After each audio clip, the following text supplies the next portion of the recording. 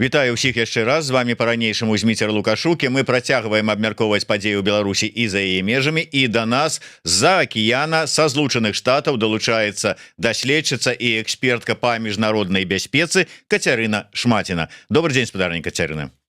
Вітаю. Спадарня Кацярына, ну мы тут апошнімі днямі не абыходзіцца фактычна ні аднаго эфіра, каб тым ці іншым чынам не ўзгадалі Трампа, яго палітыку знешнюю палітыку ЗША, Коула, беларуска-амерыканскі перамоўны трэк і гэтак далей. Давайте пачнем, ведаеце, з чаго. Вось у мяне учора быў эфір з Аркадзем Мошасам, добра знаёмым і вам таксама, і ён сярод іншага сказаў, што ЗША і Трампа па загадзе Трампа ЗША ўзялі курс на выхадзе з Еўропы. Ці сапраўды зараз ўсё ідзе да таго, што ЗША цалкам выведуць, умоўна кажучы, свае інтарэсы з Еўропы, будуць займацца сваімі там справамі у сваім паўшар'і, ну, можа быць, безумоўна, там Кітай, дзесьці там вот эта затока персидская, але наши еўрапейскія так званыя праблемы і пытанні пакінуць нам. Як вы ацэньваеце? Ну, не ўсё так драматычна, але сапраўды, калі глядзець на новую стратэгію бяспекі і новую абаронную стратэгію ЗША, яна выклікае занепакоенасць еўрапейцаў і па добрай прычыне, таму што там колькасць крытыкі ў адрас Еўропы, яна ледзь не перабольшвае колькасць ацэнкі рызыкаў ад іншых актараў, такіх як Расія, Кітай. І сапраўды мы назіраем за тым, што зараз ЗША адзываюць вялікі вайсковы кантынгент у Нямецчыне, але зноў-такі не ўсё так драматычна.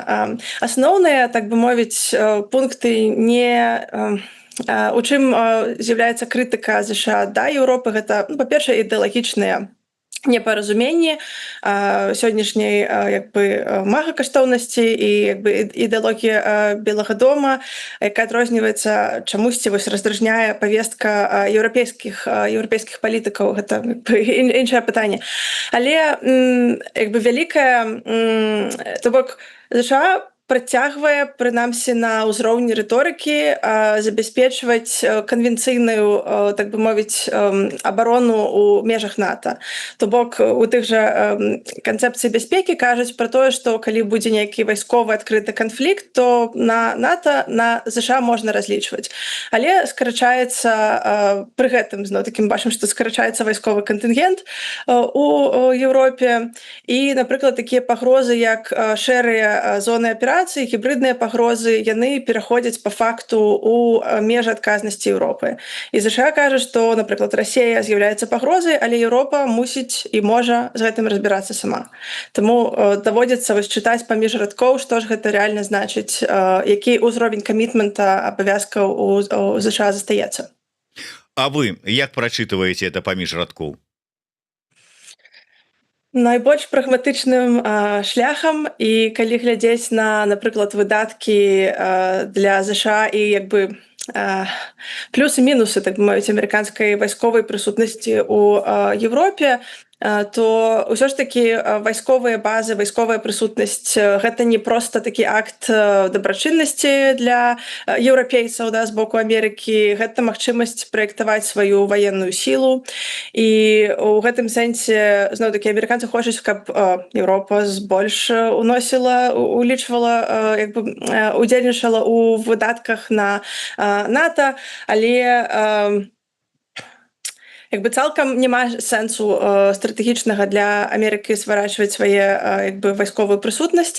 І заўважу таксама вялікі інтарэс у тым, каб Еўропа закупала менавіта вайсковыя military equipment, то бок вайсковая зброю закупала.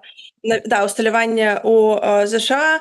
І таксама ёсць Еўропа гэта ў прынцыпе робіць, і ёсць таксама вялікае пытанне тэхналагічнай залежнасці адпаведна ў Еўропы, то што яны падпісваюць гэтыя вялікія абаронныя кантракты на закупкі і знаходзяцца ў такой доўгатэрміновай залежнасці ад абнаўленняў, ад паставак, новых паставак, і гэта таксама адна з рызыкаў, які еўрапейцы азначаюць, што калі ў нас ёсць вялікія, напрыклад, палітычныя то бок канфлікты, калі яны могуць узнікнуць з Вашынгтонам, Вашынгтон, в прынцыпе, можна затрымліваць, напрыклад, пастаўкі новай зброі або нейкіх абнаўленняў крытычных. Калі мы ўсё ж таки кажам про тое, што у пэўным там у пэўных можа быць аб'ёмах там ці ў пэўным сэнсе будзе ці абмяжоўваць прысутнасць ЗША у Еўропе адміністрацыя Трампа, ці можам мы казаць, што гэта абмежаванне залежыць у тым ліку і такую еўрапейскую краіну, як Беларусь?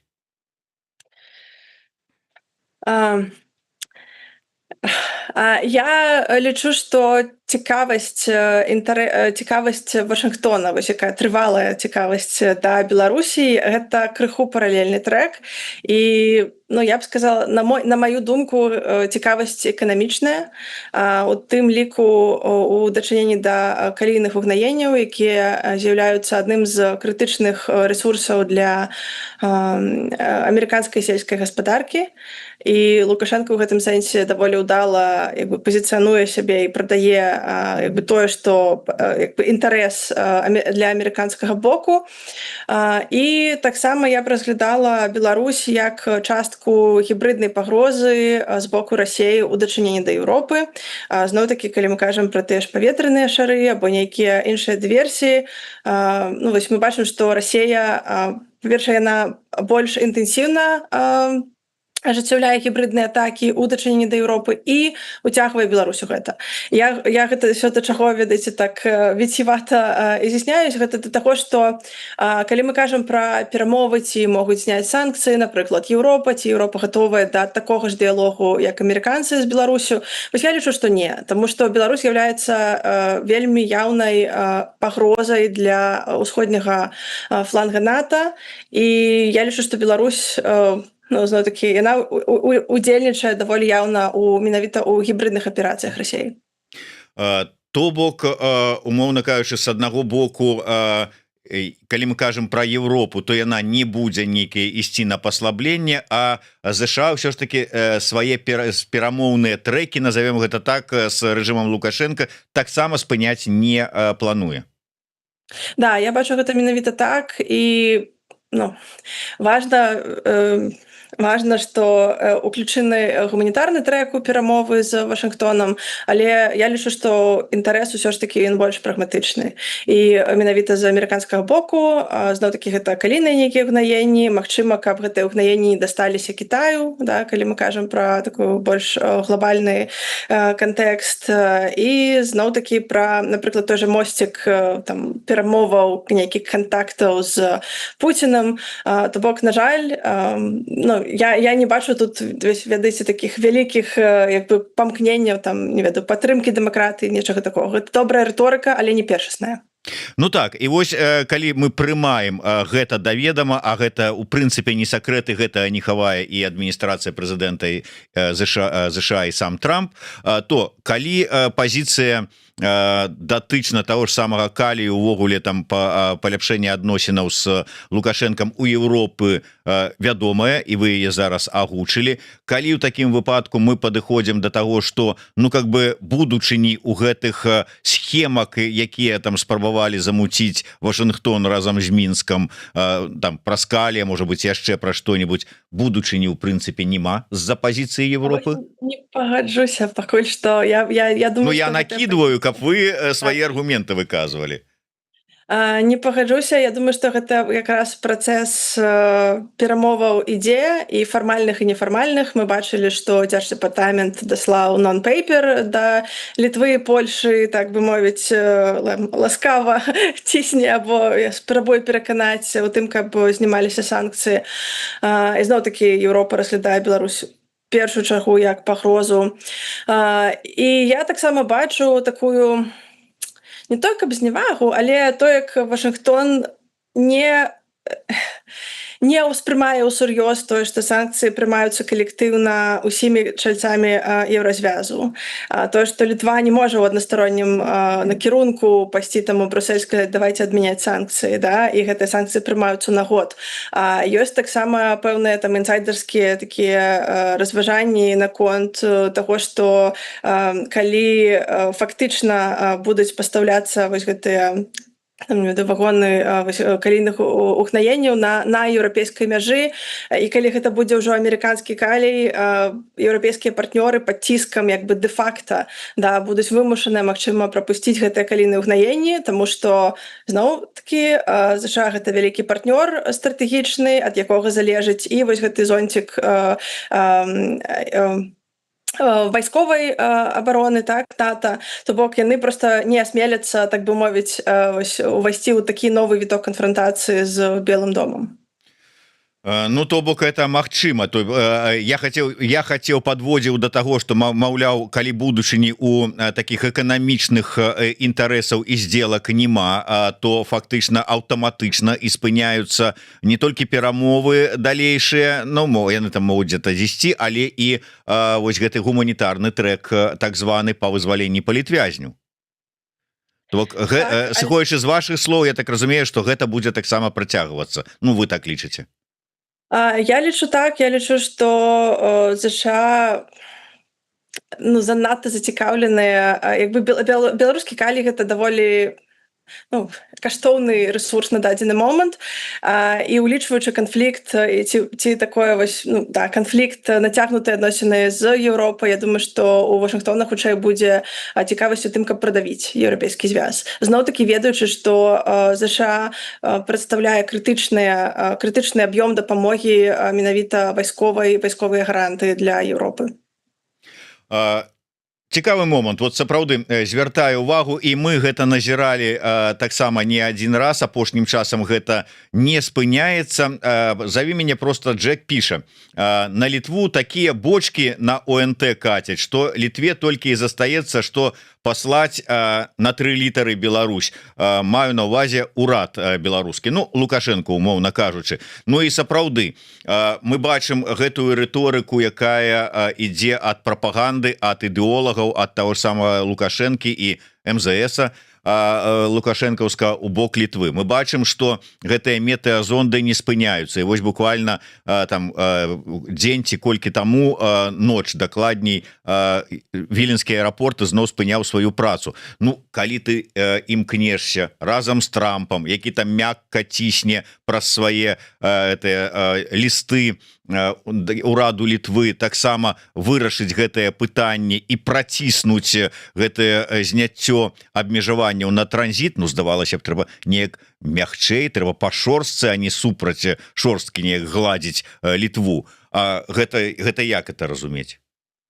Ведаеце, я тут пагаджуся з адзнакамі міністра замежных справаў Літвы, які казаў, што вось гэтыя метэазонды гэта аперацыя Масквы. То бок так, ёсць тут, яны запускаюцца з беларускай тэрыторыі, з гэтых закрытых там вайсковых нейкіх аб'ектаў.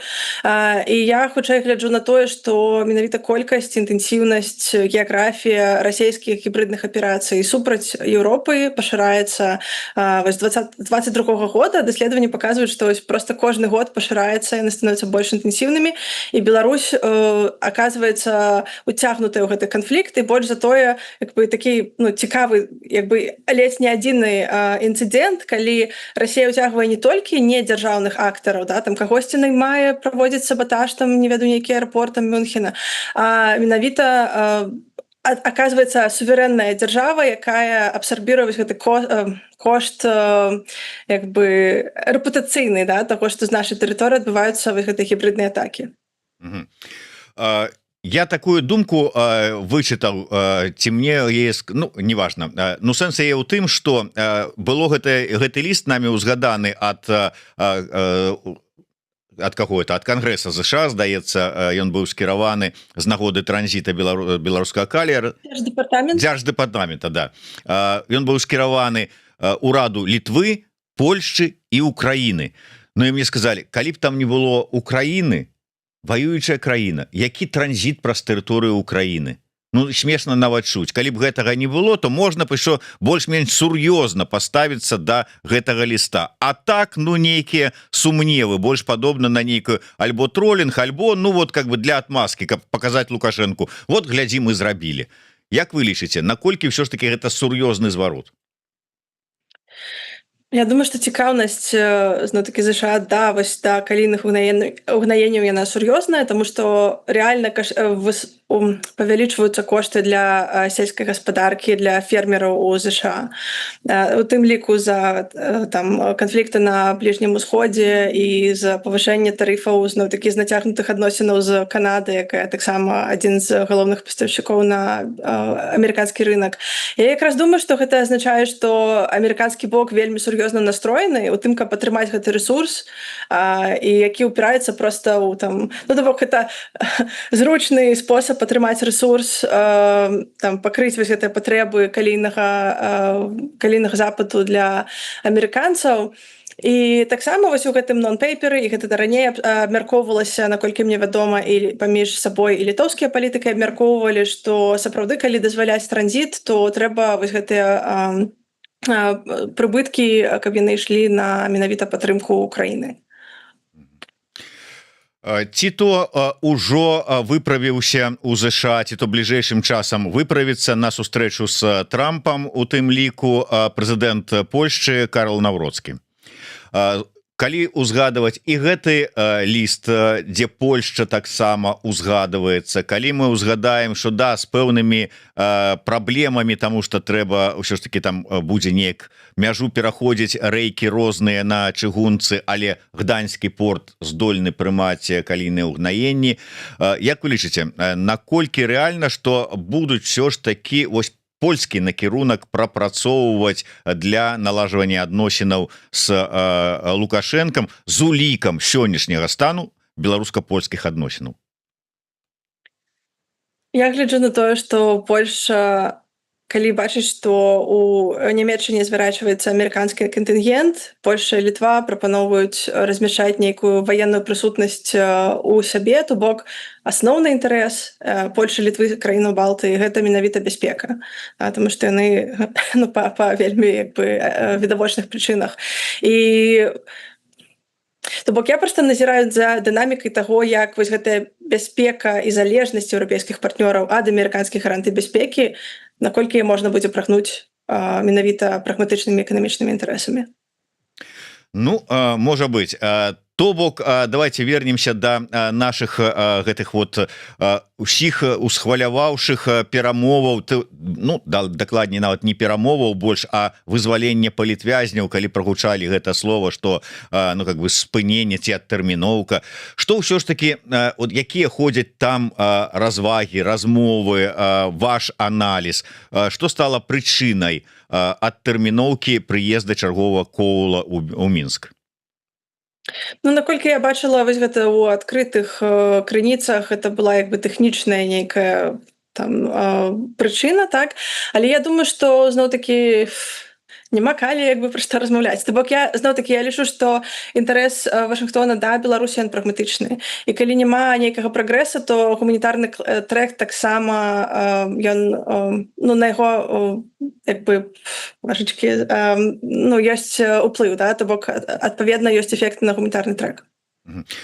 У дадзенай сітуацыі, як вам лічыце, ўсё ж таки ці як лепей сябе паводзіць дэмакратычным сілам? Ці могуць яны ў гэтай сітуацыі што-небудзь зрабіць, як-небудзь паўплываць на працэсы?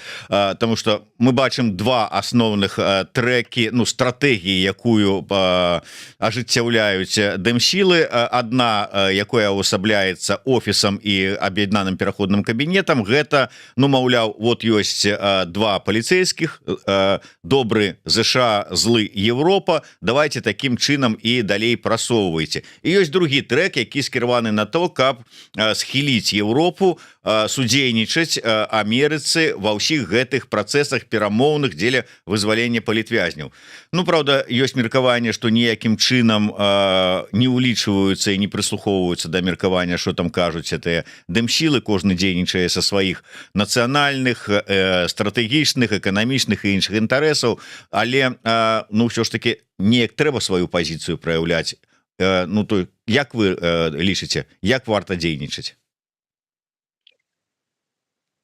Па-першае, калі даводзіцца сустракацца з, напрыклад, там амерыканскімі сенатарамі, ім хутчэй знаёмыя, напрыклад, імя Ціханаўскай або беларускіх дэмакратычных сілаў, і яны хутчэй праяўляюць такую цёплую сімвалічную падтрымку таго, што вось яны там вось беларуская апазіцыя б'ецца за дэмакратычныя сілы, б'ецца за нейкую вялікую прыгожую мэту, да? І то бок гэта у пэўным сэнсе добрае дасягненне рэпутацыйнае, што гэта імя пазнавальнасць ёсць, так, яна захоўваецца.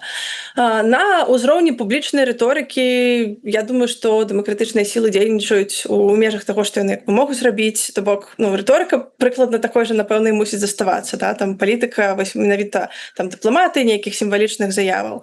Але я думаю, што іх на жаль бракуе. Я думаю, што ім трэба зрабіць добры брейнстормінг і зразумець, што які ў них рэальна ўзровень пазнавальнасці і сувязі у беларусамі унутры краіны, і таксама падумаць, якія ёсць рэальныя ў іх чакі даўлення або нейкія вось прагматычныя рэсурсы, да? Таму што мы бачым, што Лукашенко гэта чалавек, які працягвае захоўваць дэ-факта кантроль над усёй тэрыторыяй рэсурсамі, і ён гэтыя рэсурсы добра прадае Вашынгтону, так? І калі ты проста выступаеш супраць гэтага на ўзроўні там ідэй і там паціскання рук, гэта там цудоўна, але трэба падумаць, то бок прыняць вось гэты прагматызм, мець гэта на ўвазе, так? І з гэтага разлічваць сваю стратэгію. Якія менавіта ёсць кантакты, рэсурсы, што могуць прапанаваць дэмсілы, я не ведаю, я з імі не ведаю іх унутранай кухні, але вось хацелася бы нейкай, ведаеце, больш таго рэальнага ацэнкі сваіх пазіцый і як яны могуць вось арыентавацца ў гэтых перамовах. Кацярына, яшчэ некалькі момантаў. Хадзілі такія развагі наконт таго, што Киеву не вельмі падабаюцца працэсы, якія адбываюцца у тым ліку ў звязку і з Беларусю. Маўляў, ім не падабаецца, па-першае, гэты перамоўны трэк і гэта імкненне праз гэтыя перамовы выцягнуць Лукашенку з палітычнай ізаляцыі, а можа і з эканамічнай па выніку ізаляцыі, таму што гэта адаб'ецца, калі там санкцыі здымаюцца, больш магчымасцяў у рэжыма дапамагаць Расіі у тым ліку, а это не ў інтарэсах Украіны. З другога боку, вось гэтая ініцыятыва тройкі еўрапейскай, Францыя, Нямецчына і Великабрытанія, нібыта распачаць таксама перамовы з Пуціным наконт міра ва ўкраіне, і званок Трампа як спроба далучыць нібыта Лукашенку у якасці там перадатчыка да гэтага працэсу. Гэта таксама не падабаецца Украіне, маўляў, што там без нас, што яны там муцяць, і зноў Лукашенко. Як вы лічыце, наколькі апраўданая вось гэтая сітуацыя, наколькі Кіеў зараз уплывовы, што ён можа праз свае нейкія там дзеянні, праз свае месседжы, праз запрашэнню Ціханаўскай у Кіеў сарваць ці паўплываць на гэтыя працэсы?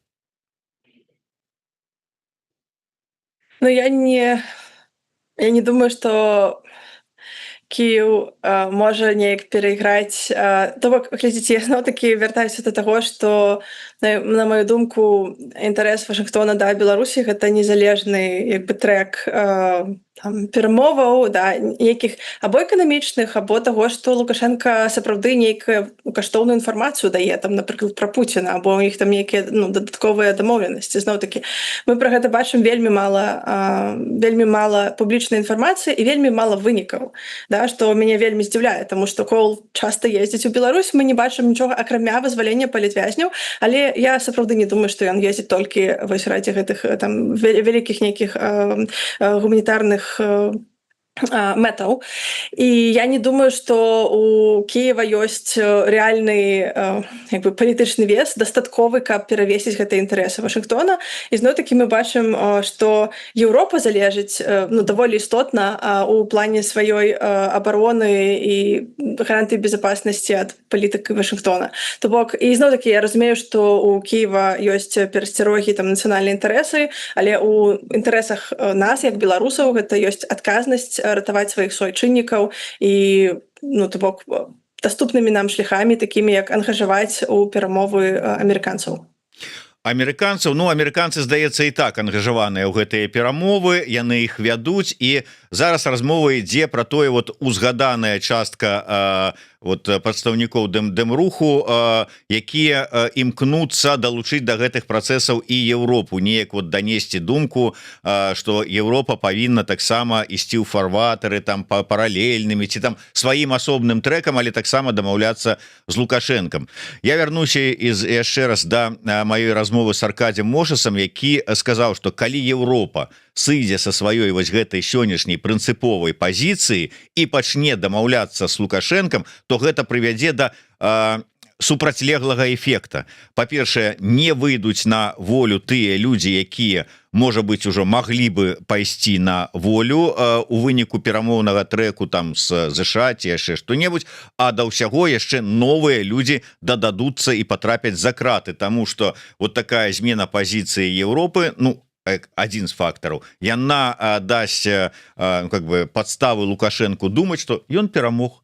Яны как бы так, ён іх нахіліў, зараз Еўропа будзе рабіць тое, што ён хоча, і гэтак далей. І ён можа выстаўляць ужо іншыя зусім умовы. Як вы ставіце да таго, што вот ёсць такія рызыкі, калі Еўропа памяняе сваю тактыку дзеянняў у дачыненні да рэжыма? Вось я лічу, што калі зноў Еўропа пайдзе на нейкі новы віток нармалізацыі адносінаў, што перашкаджае, як раней там апошнія 30 гадоў гандляваць зноў-такі вязнямі, якраз там адпусціць палітвязняў у абмен на нейкую нармалізацыю адносінаў. Іншая справа, што рэпрэсіі працягваюцца, і я лічу, што яны кіруюцца менавіта ўнутранай логікай страха рэжыма перад сваімі грамадзянамі. Не настолькі гэта залежыць, то бок ад часткі так Лукашенко набірае вязняў, каб імі гандляваць, але ад часткі рэпрэсіі гэта прадукт таго, што ўрад баіцца ўласнага народа. Так, таму я не думаю, што рэпрэсіі, ну, то бок там ёсць іншы складнік логікі гэтых рэпрэсій.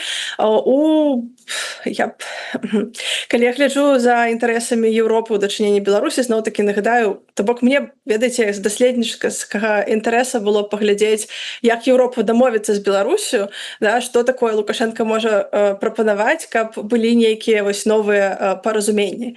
Калі зноў-такі Беларусь гэта, ну, прамая небяспека для ўсходняга фланга НАТО.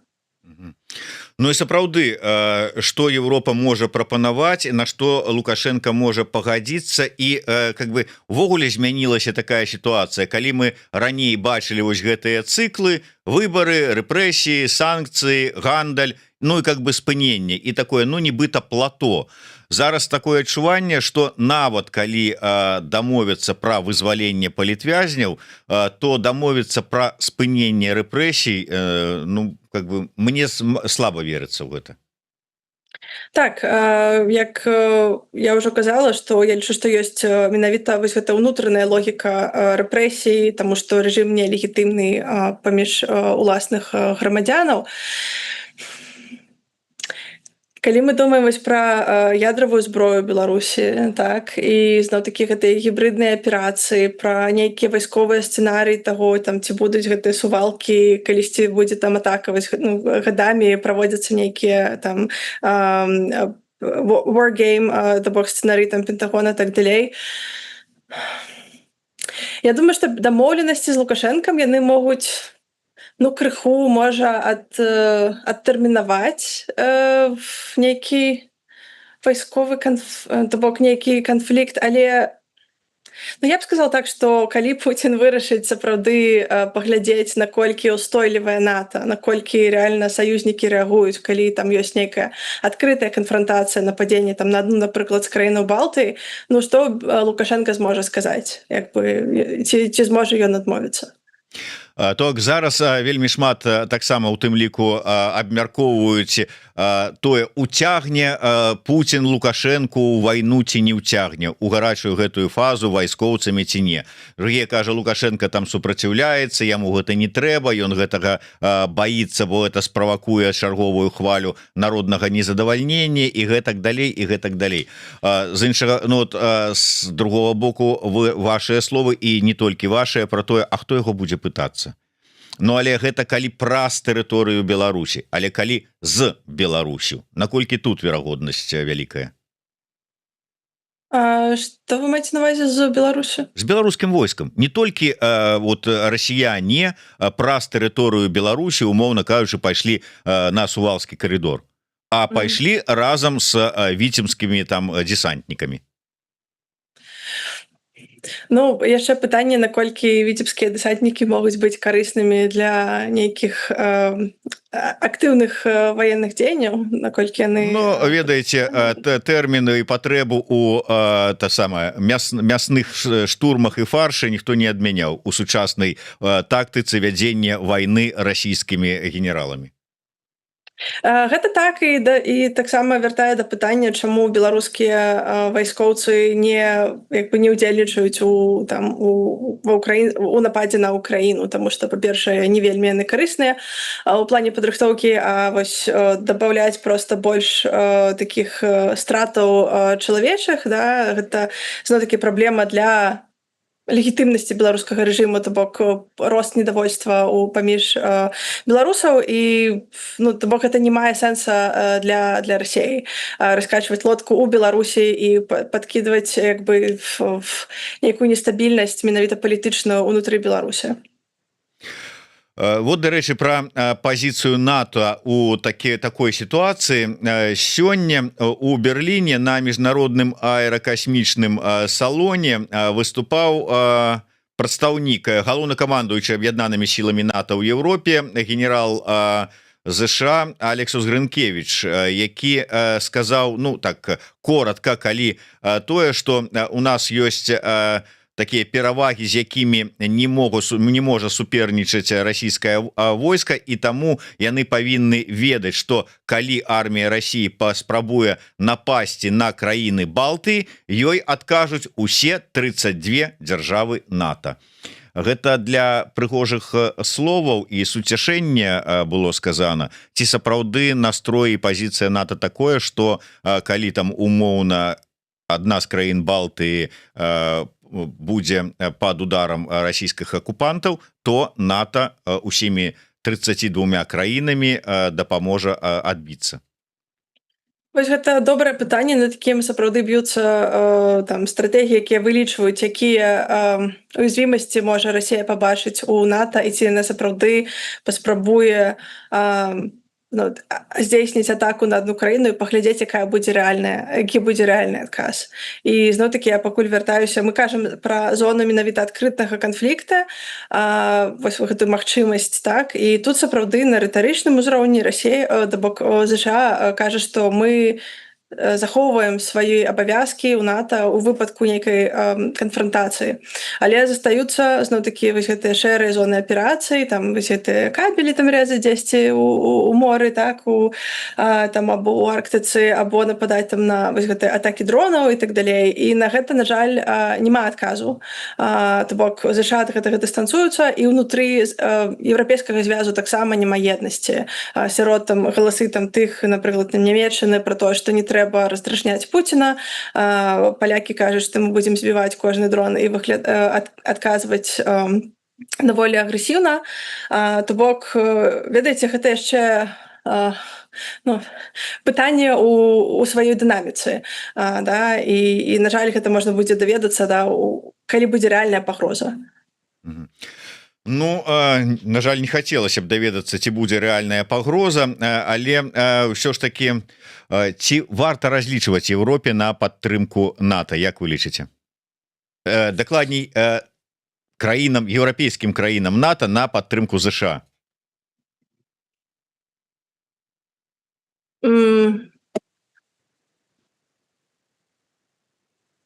Варта глядзець на я б сказала так, еўрапейцам варта глядзець на вельмі такія прагматычныя інтарэсы ЗША, то бок поўнасцю амерыканцы не сыдуць з еўрапейскага кантынента, таму што гэта ім самім дае прысутнасць, дае перавагу ў праекцыі сілы глобальнай, да, і у тым, каб весці нейкія аперацыі там на блізкім усходзе і так далей. То бок не выпадае думаць, што цалкам гэты кантынгент і прысутнасць будзе выведзеная, але выклікае, ведаеце, зноў-такі засцярогу залежнасць еўрапейскага абароннага комплексу ад менавіта закупак у ЗША і то, як гэта можа выкарыстоўвацца ў палітычных прычынах, у палітычных перамовах у выніку нейкіх канфліктаў.